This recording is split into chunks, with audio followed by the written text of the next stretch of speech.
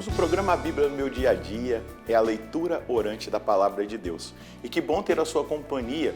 Nós estamos estudando o Evangelho de São João e nessa experiência profunda de mergulhar nas palavras de nosso Senhor, nos ensinamentos que Ele deixou, em todas as maravilhas que o Senhor fez em favor do seu povo e em nosso favor. É importante que nós estejamos atentos para acolher tudo aquilo que o Senhor quer falar, instruir a cada um de nós. Vamos pedir ao Espírito Santo para que Ele nos conduza no nosso estudo bíblico. Em nome do Pai, do Filho e do Espírito Santo. Amém. Vinde, Espírito Santo, enchei os corações dos vossos fiéis e acendei neles o fogo do vosso amor. Enviai o vosso Espírito e tudo será criado e renovareis a face da terra. Oremos. Ó Deus que instruíste os corações dos vossos fiéis com a luz do Espírito Santo, fazei que apreciemos retamente todas as coisas, segundo o mesmo Espírito, e gozemos sempre da sua consolação, por Cristo Senhor nosso. Amém.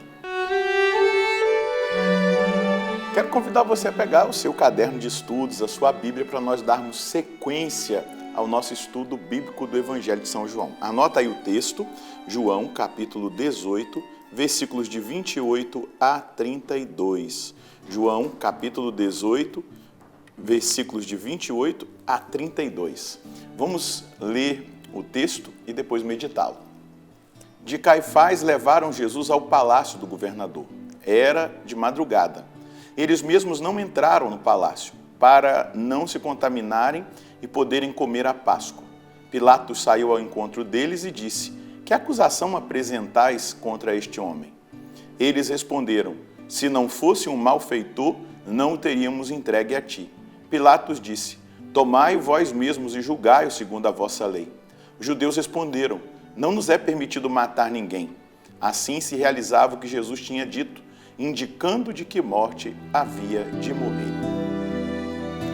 Nós estamos meditando a hora derradeira de nosso Senhor, a entrega dele por amor a nós. Então, a partir desse versículo 28, nesse processo de julgamento de Jesus, nós vamos precisar perceber coisas importantes. De Caifás, levaram Jesus ao palácio do governador, ali onde o governador despachava. Ele é o governador romano, né? Vai ser até o ano 36, então é ele que executa aquilo que é a sentença de Jesus. E o governador vai ali, diante das lideranças religiosas, emitir em primeira mão a opinião dele, a opinião que ele traz. Era de manhã cedo, então era manhã da sexta-feira, na verdade era madrugada, né? Eles saíram ali do Horto das Oliveiras, foram até a casa de Anás, depois para Caifás, de Caifás agora estão indo até o palácio do governador. Continuando o versículo 28, eles mesmos não entraram no palácio para não se contaminarem e poderem comer a Páscoa. Então, ali era um lugar impuro, porque era um lugar pagão, não era um ambiente religioso. Então, eles não entram, mas colocam Jesus. Eles não entram naquele lugar. E aí a gente vai perceber espiritualmente, né? Jesus entrando naquele lugar que no conceito judeu era impuro, ele já demonstra que ele veio purificar. Purificar-nos de todo pecado, purificar-nos de toda idolatria, purificar-nos de todos os vícios, purificar-nos de todas as maldades. Jesus quer purificar o meu coração e o seu coração. Ele é o puro por excelência e é ele que arranca de nós as impurezas. Por isso está meditando, por exemplo, a paixão de Jesus, meditando a cruz, meditando as chagas, as dores de nosso Senhor, aquilo que Ele fez por nós, esses passos que Ele está dando por nós, gera em nós um processo de purificação da nossa memória, de purificação das nossas lembranças, de purificação dos nossos desejos, de purificação dos nossos sentimentos. Os judeus não entram, mas Jesus é colocado lá, no palácio, exatamente como aquele que purifica a cada um de nós e que tem para nós restauração completa dos nossos sentidos, das nossas emoções, dos nossos pensamentos, das nossas lembranças, das nossas memórias. Versículo 29. Pilatos saiu ao encontro deles e disse: Que acusação apresentais contra este homem? Precisava ser um crime gravíssimo, algo muito grave para ser levado um judeu até a presença do governador. Ele deveria ter traído o imperador, ele deveria ter feito um motim, ou assassinato, ou estar organizando uma grande revolução. Então, por isso que o governador logo pergunta: que acusação apresentais a este homem? Nessa hora, trazer alguém aqui tem que ser muito grave, não é verdade? Muito grave. Então, esses sinais, pequenos sinais, vão nos colocando também inseridos dentro da dimensão espiritual. Claro, ele não tinha cometido nenhum pecado, nenhum ato grave que pudesse ser levado ali naquela hora diante do governador. Mas ele está carregando o pecado e os crimes do mundo inteiro. É para isso que ele vai dar a sua vida, para libertar, para pagar um alto preço do nosso resgate, da redenção que cada um de nós temos a graça de assumir. Ele paga o preço do nosso resgate. Nós estávamos cativos, escravos, e ele nos compra por um alto preço, pelo preço do seu sacrifício, da sua oferta. Versículo 30, eles responderam: se não fosse um malfeitor, não teríamos entregue a ti. Olha só do que a liderança religiosa está chamando Jesus de malfeitor. Jesus só fez o bem, ensinou a verdade, aquilo que ele ouviu do Pai. Jesus curou os doentes. Jesus fez tudo aquilo que revela esse atributo divino da bondade. Ele é a bondade. E eles estão dizendo: ele é um malfeitor. Ele é um malfeitor. Claro, ele leva sobre si os nossos pecados. Ele leva sobre si os homicídios cometidos pelo mundo inteiro, pelos homens do mundo inteiro. Ele leva sobre si os abortos. Ele leva sobre si os sacrifícios humanos. Ele leva sobre si a corrupção. Ele leva sobre si o peso de tudo aquilo que diz de um malfeitor. Mas ele não é malfeitor. Ele se faz pecado por nós. Aqueles que deveriam reconhecê-lo não o reconhecem e o chamam de malfeitor. Eles não tinham materialidade alguma para acusar Jesus de malfeitor.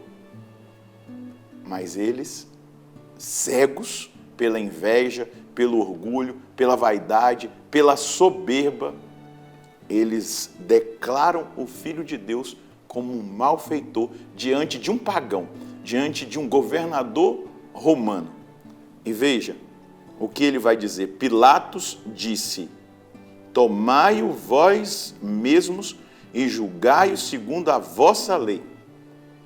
Então, se ele é um judeu e ele fez alguma coisa, que os judeus o julguem, que os judeus possam decretar uma sentença sobre ele. Pilatos aqui está dizendo: eu não tenho matéria para fazer esse julgamento. Então, que vocês o julguem. Os judeus responderam: não nos é permitido matar ninguém. E aqui, olha só, a intenção do coração deles já fica revelada. Não nos é permitido matar ninguém. Então, eles queriam matar Jesus. Só que usariam da lei romana, daquilo que era o decreto romano, para matá-lo. Porque Roma tinha tirado a autoridade dos judeus de decretarem sentenças de morte. Até porque eles viam ali toda a tramóia da liderança religiosa, as injustiças cometidas. E ficou para a autoridade romana esse mandato, decretar morte, e morte de cruz. Versículo 32, isso foi para se cumprir a palavra de Jesus, dando a entender de que modo haveria de morrer. O Filho do Homem será levantado no madeiro. Então, a gente percebe a maldade do coração desses religiosos que já tramavam a morte de Jesus. Não poderiam matá-lo, como um decreto de juízo, de julgamento, mas levam até a autoridade romana para que ele morra. Qual é a mensagem que nós podemos colher hoje? Podemos escrever assim: Jesus veio purificar os corações as mentes, os sentimentos, a nossa vontade, para apresentar-nos ao Pai redimidos, transformados, purificados.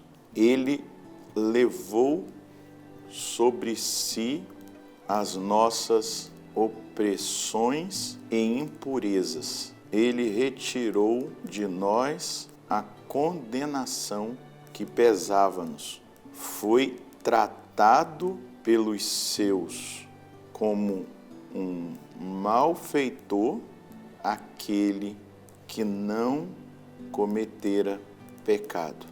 Diante dessa grandiosa verdade, devo lutar para viver uma vida pura, honesta e santa, como correspondência a esse amor genuíno e generoso.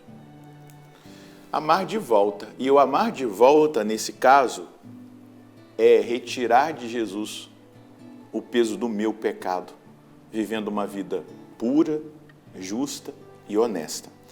Esse é o chamado que Deus nos faz, uma vida santa. É dessa maneira que nós vamos corresponder, porque foi o meu pecado. Foram os malfeitores, né? Aquilo que ele absorve para si de nós. Ele se fez um malfeitor, porque muitos de nós fomos malfeitores. E ele ali se coloca em silêncio diante dessa acusação dos seus, dos religiosos. Então que eu e você hoje tenhamos uma firme decisão de agradá-lo com a nossa vida e que a nossa vida seja agradável ao nosso Senhor. Vamos rezar? Senhor, obrigado porque fizestes essa grande maravilha de redenção, de libertação. O Senhor que nunca fez mal algum, o Senhor é a bondade por excelência. O Senhor se deixa acusar como malfeitor diante de um pagão, diante de uma autoridade humana, por aqueles que eram autoridade religiosa, por aqueles que tinham discernimento. E eles não usaram do discernimento, mas usaram dos sentimentos mais baixos, com o intuito de matá-lo.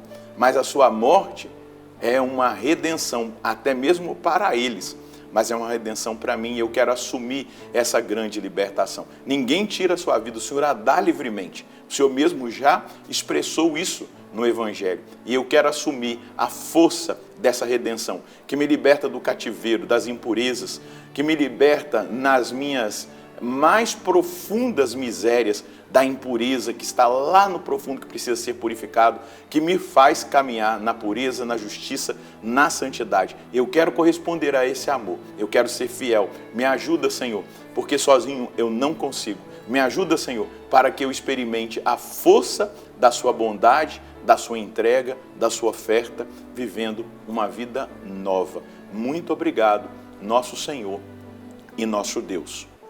A forma de correspondência é nós buscarmos uma vida pura, uma vida justa, uma vida santa. Jesus foi levado até uma autoridade pagã, num lugar que, na concepção deles, era impuro, para nos libertar das impurezas, mas também se fazendo malfeitor por nós e por toda a humanidade. Ele que é a bondade por excelência, ele que não fez nenhum mal, ele que não cometeu nenhum pecado, ele se deixa julgar. E a sentença que eles querem é a morte. Mas essa morte tem um sentido de vida, porque ela vai matar a morte definitivamente. Deus abençoe você, Deus abençoe a sua família. Nós nos encontraremos no próximo programa, se Deus quiser, no nome do Pai, do Filho e do Espírito Santo. Amém.